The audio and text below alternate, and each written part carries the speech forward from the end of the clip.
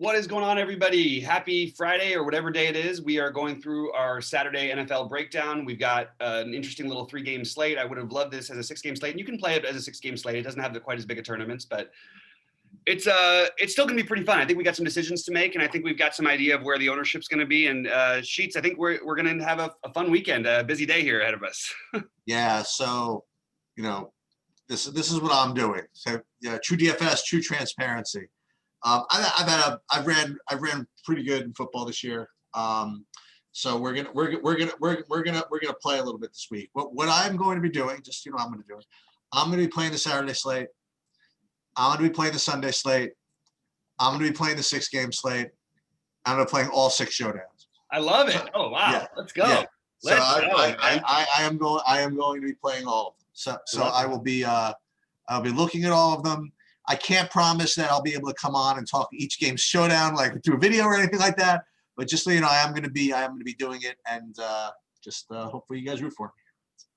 Love it. All right. So what are we doing? Let's go game by game. But before we do, I guess we always talk about this in football. Is there anybody we feel is a must play or stands out like that? I mean, there's a lot of guys who are going to be popular, but anybody you feel is going to be that you're like almost locking in? Yeah, so I need you to figure out some way for me not to play Josh Allen and Steph Diggs. I mean, they're going to be so freaking popular. Mm-hmm. But on this Saturday slate, it's not a lot, man. It's just not a lot to do. So yeah. Now again, on the 3-game slate, you want to, it's not as much of a showdown, but you still want to try to get different in some way. So those are the guys that it's going to be very difficult for me to get off. I'm going to try. I'm going to probably play some. I'm going to pray that somehow Russ Wilson wakes up. You know what I mean, and gets a good game. Maybe if Goff plays, maybe, and that's going to be that game's going to be the high owned low owned game. You know what I mean? I think that's going to be. I can't do it with the Washington thing. I just can't do it. I think that if Alex Smith is 5% owned, I think it's probably fair. I just don't see it. So that's pretty much where I'm at. I will say this: I do have a couple other strong takes, and this is something I got to give props to. I don't want to get the name wrong, but I listened to his showdown slate preview because Buffalo apparently plays showdown slates like they probably play every Monday and Thursday apparently this whole season. Mm-hmm. And he turned me on to this like every time. I found it was Al Zevendel, whatever his name is. Zeidenfeld. Right. Yeah. He turns a lot of people off or whatever it is, but one thing he turned me on to like 6, 7, maybe even 8 weeks ago, and I've been totally following this and on this right from the beginning, is that Buffalo running backs are, he doesn't say it as forcefully as I am, Buffalo running backs are just completely out of play because they have no TD upside. Okay. What happens when they get to the goal, to the inside the 5 is one of 2 things. Either Allen runs it in or he throws it to some guy you've never heard of lining up at the tight end position. Literally every time.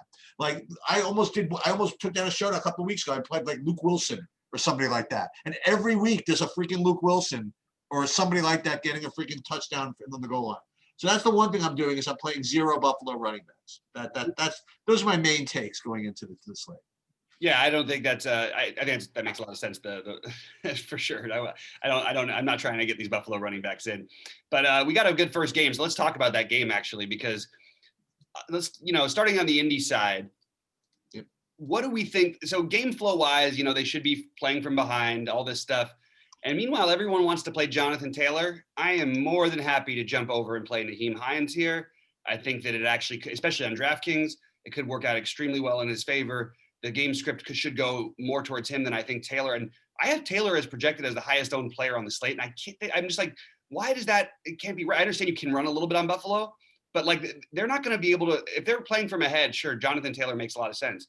If you think Buffalo is going to win this game, which the spread would indicate and everything, it could be the Nyheim Hines show. I don't think you need to play either of these guys, but starting with this game, I mean, Josh Allen seems like the most logical and will be the chalkiest quarterback, and he's the first guy I got in my lineups. But Naheem Hines as a run back feels like a really, really good option to me. How about you for the Indy side of things, especially the running backs? Well, first I will dispute the Taylor being the highest owned player on the slate. Yeah, I don't think it's going to happen either. I'm just saying that's what my current projections. Oh, I think it's going to be Steph Diggs by like a lot. Yeah, I think that's probably close. But I think Taylor's definitely to be the highest. Is he going to be the highest owned running back? I mean, he's going to be higher owned than Cam Akers. He's projected right now higher than Cam Akers, but okay.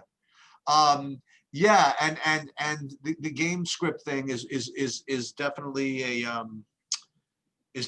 a big deal, you know. And like you said, I mean, Taylor, I will say that I think Taylor had been getting a little more work out of the backfield of late, so maybe he's not as game script dependent as you might think. I don't know, but yeah, again, all those games they were playing from ahead. It doesn't. There wasn't one of these games. There was the one, even though the game against Pittsburgh they lost, they were up 24-7. I mean, they were up until the end of the game basically. So there hasn't been a game where they weren't playing it from ahead in any of these games. I would rather, if I was going to play that game script game, instead of just playing Hines, who's certainly a good play. I mean, I would go with these cheaper wide receivers from Indianapolis. Every one of them is pretty cheap, and but just to highlight a couple of them, like Mike Pittman is like 3,500. I mean, it's just really cheap for if the team's going to be behind having to have Rivers sling the ball around. Pascal 3,700. And obviously, you know, you look, Ty Hilton's going to be whatever, shadowed by the Buffalo guy or whatever it is. But first of all, I'm not completely convinced that's going to happen. And I think that there's two ways to play game script. Maybe you could do both. If you think Buffalo's going to be playing it from ahead and Taylor's going to get scripted out, you could play Hines, or you could just play the receivers, or you could do both. So that's my take, I guess, from the Indianapolis side. Now, again, you know, this is football, so it doesn't have to work out that way. So, like, for example, like if Indianapolis gets the ball first and runs it down Buffalo's throat, and Taylor gets 50 yards on the first possession and a touchdown, and all of a sudden the game script is totally different. Now all of a sudden you got the Taylor Diggs chalk just freaking smashing, right? So I don't know. It's a weird slate because I want to get away from this game, but it's so hard because this is where all the total is. And Buffalo doesn't, you know, they don't sit on the ball. They're just going to keep passing even if they're ahead. So I'd love to just get pieces from this game, but I guess that's a good take by you to start it off. Is you don't necessarily have to take Taylor. You can get away from it. I mean, I hand built a number of lineups. I haven't even come across one Jonathan Taylor yet. That's awesome. Okay. I'm trying to marry myself to this thing. And by the way, if I'm going to play Jonathan Taylor, and if I was going to play a bulk of them, I'm betting on Indy to win this. I would bet on Indy to win this game then, because I really do think that I don't think it's entirely game script dependent, but I think it's enough of it. And also, it's not like, I mean, you need to spend money. That's part of the reason why people are playing Jonathan Taylor. There's too much value. So no one is going to play Pittman or Pascal. I think Pascal is a much better play than Pittman is. We haven't seen Pittman have one decent game with T.Y. Hilton on the field. Okay. So I think T.Y. Hilton is clearly the best option of those guys, but I don't think that it's that far of a difference with the ownership and price discount for Pascal to where he couldn't be the guy, because Rivers is pretty liberal about who he'll throw it to. He'll go to just about anybody. What do you think of the Buffalo receiving situation? I mean, I don't even know if Beasley's playing.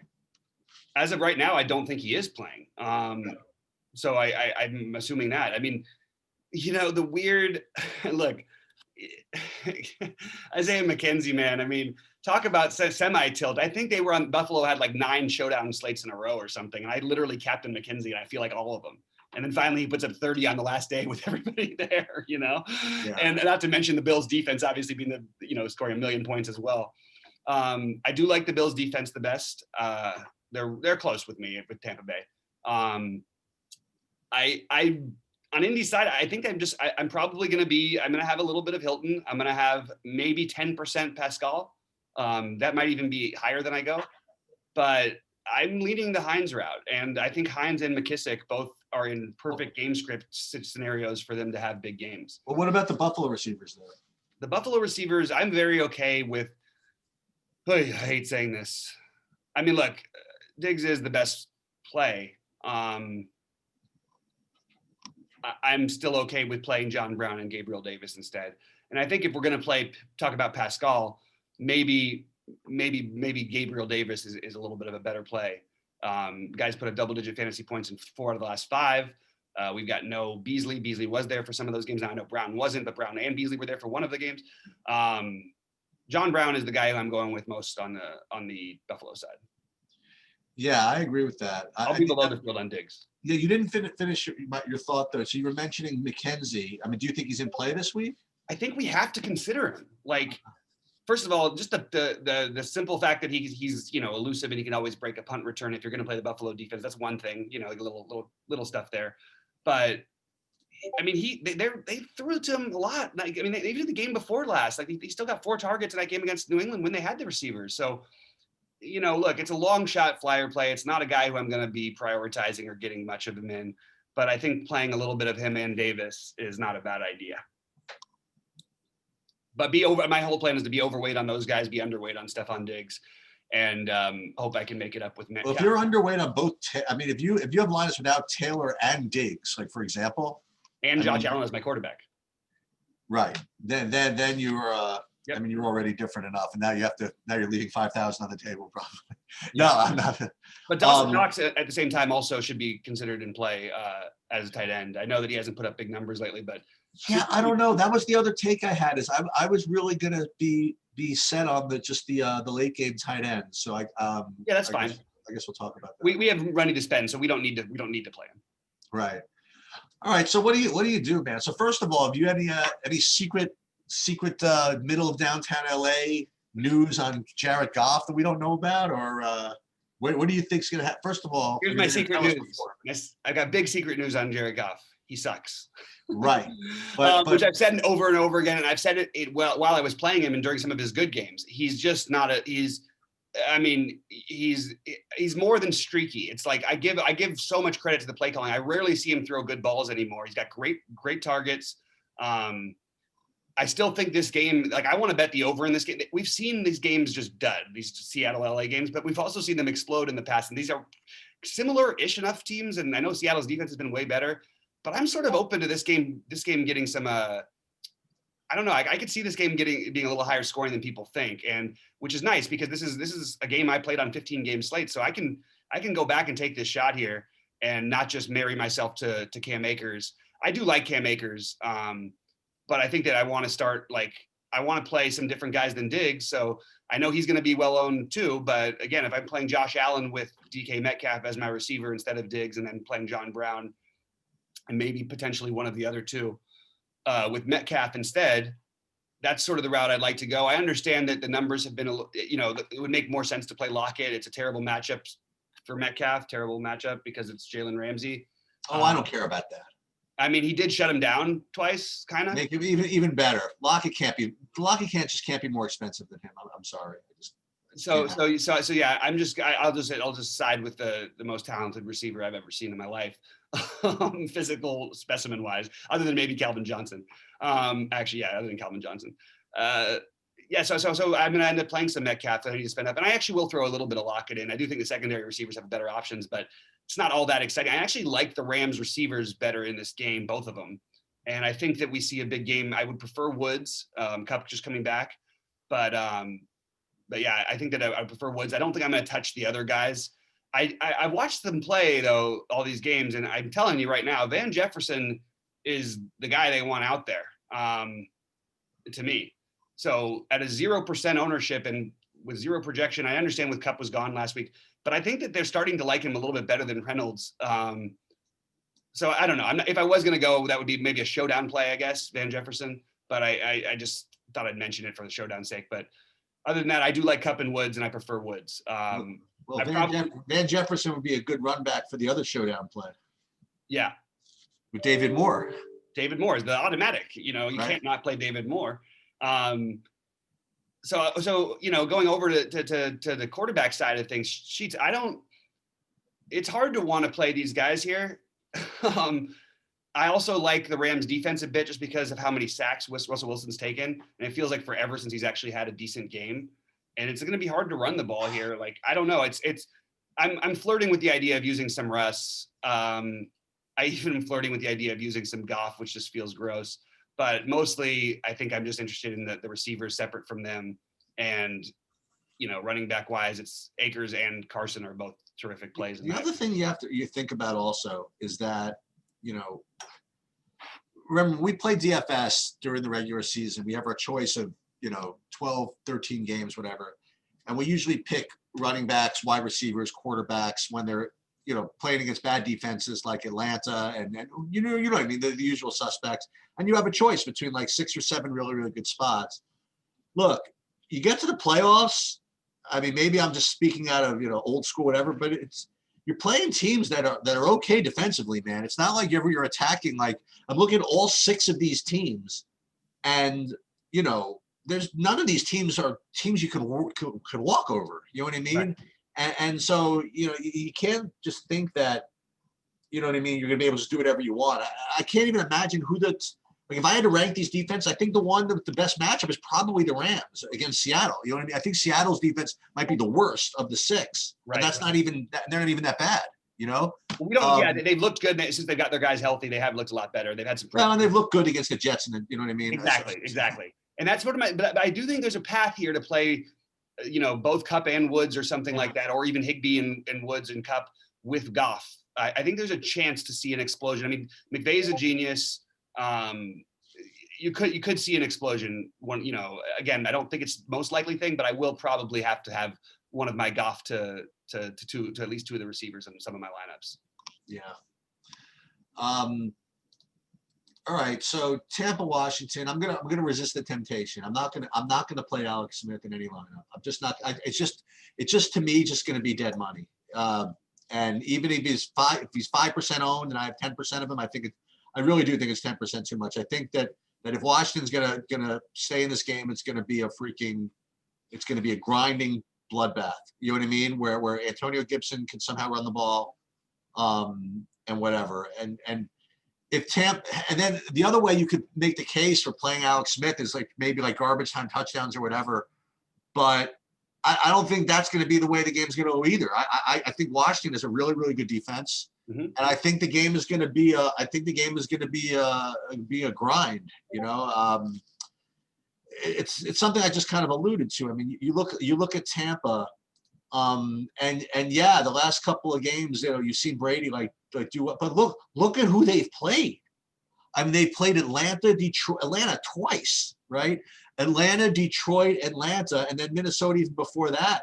I mean, they've literally had the cake matchups of the universe, and this could be like an incredible, so to speak, park downgrade. I mean, Washington, it's not like they're the 85 Bears or whatever, but hell, they have an incredible front seven. They get pressure on the quarterback against the quarterback who can't take pressure. I don't know what the pieces of this game I'm really going to even want. I'll play Logan Thomas probably as a one-off as a tight end.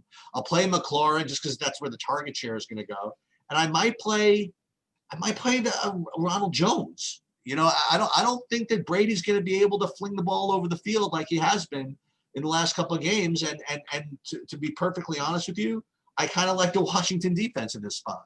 So that's where I'm at this game. I like to play the late games. I like to do whatever, but I just don't think I can see a path to a lot of points being scored in this game.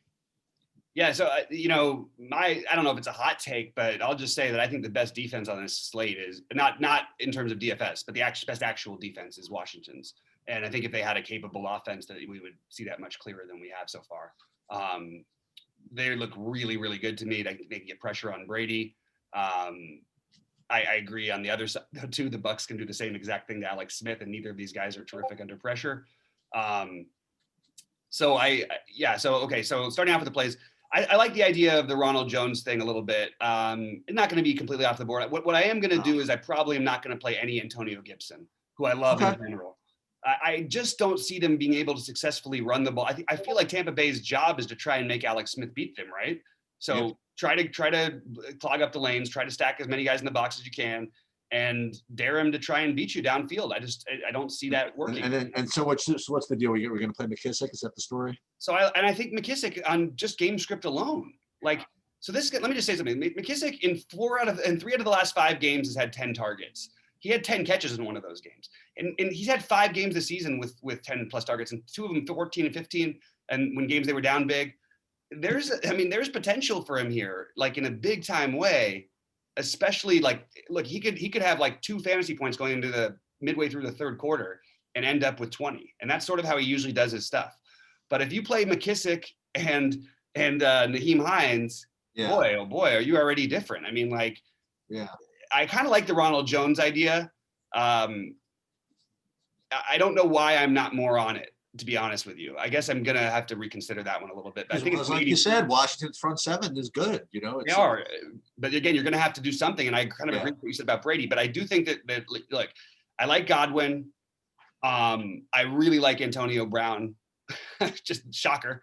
Of course, he comes through the week that they're supposed to possibly rest some players. He has 11 catches and 2 touchdowns last week, like for the monster game. If you believe in this kind of thing, apparently I think it was Pro Football Focus or whatever. Apparently, one of the receiver, if you believe in this stuff, is going to have the best matchup on the other side is actually Godwin. Apparently, the guy that they think is going to guard Godwin is really bad. I don't even know who it is, but I've heard the same. And Godwin has also found his rhythm with Brady lately, which is nice. And then we've got the banged up Mike Evans. What do we do with Mike Evans here? I don't think you play him. If he really gets unowned, I think you do. Okay. Like the upside is just. I mean, all these receivers have tremendous upside, but if Evans is really going to be 1/3 or 1/4 what Godwin's going to be owned and half of Antonio Brown, I mean, I'm usually on the other side. I like the other receivers, but Evans and especially because he's a big red zone target guy. And like, I don't know if we don't expect him to run the ball as well.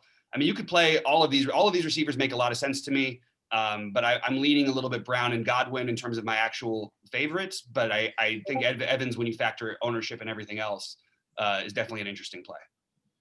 The thing is, I guess this is why Taylor's being so highly owned. I mean, you really can't, and Akers too, not even Akers, you can't run on like any of these teams that are, except for Buffalo maybe. You know what I mean? Right. Like, that's pretty much it. So it's gonna be a low scoring slate, I think. And maybe you don't want to put the third running back in the flex. Maybe you want to play wide receivers more. Just because these running backs can get nothing. I don't know. Yeah. I don't know. Yeah. And I think that maybe the best targets in this, like you mentioned, the late game, like this is where you want your tight ends. I agree. I think that these are both. I actually like Gronk this week.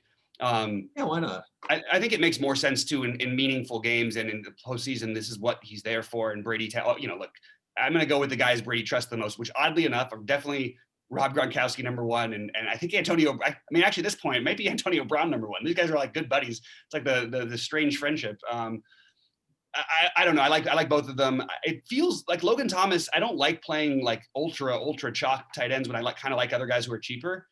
But I do think that it's a pretty clear path that he's gonna I think you're gonna want some points there, and you need to spend somewhere. So it's pretty easy to get him in. So I'm probably gonna end up eating a little bit of that chalk. And I think with McLaurin, again, he's probably going to be a little higher owned than I want him to be. And I'll take some shots there, but I just think these other guys on Tampa have more, I don't want to say more upside, but more realistic chances of success.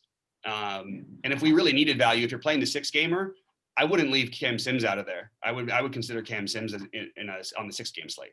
Why on the 6 game and not the 3? Because then you can use that money to spend up other places. On the 3 game slate, you're doing that, and then you're just doing what the chalk is going to be everywhere else, and you really need the raw points. But on the 6 game slate, you can go for the home run shot and then try and spend all your money up elsewhere. Yeah, you could play a lot of dudes here on DraftKings. Yeah. You don't play Taylor. You can do something like this. I mean, there's. I guess I'm gonna have to play this Buffalo side. It's so hard to get away from. Right. The problem with this lineup that you've got too is that, other than the Washington defense, you got Hines in there. Okay, good. Hines. It's no Taylor. I mean, it's Chalk City though. I mean, like the whole thing. Pretty chalky still, but. But you did, and it doesn't leave any money on the table. It's like the worst of all possible. You know what you do? You just swap out John Brown for J.D. McKissick. Yeah, maybe. I'm not kidding. I'm telling you, McKissick. I like McKissick this week.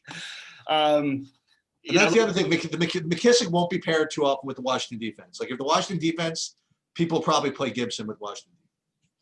Yeah, or just neither of them. But yeah, I agree. Right. And try and spend up. But like, I sort of like the. I mean, look, the McKissick thing does feel kind of like weird to do that. But like, the one thing that worries me about the not having any Gibson and not maybe being a little bit higher on this Washington running game, and because I like McKissick for the pass catching, obviously. I just worry that they are good enough defensively if they do force some turnover. Like, what if they take the lead? You're not going to see that at all.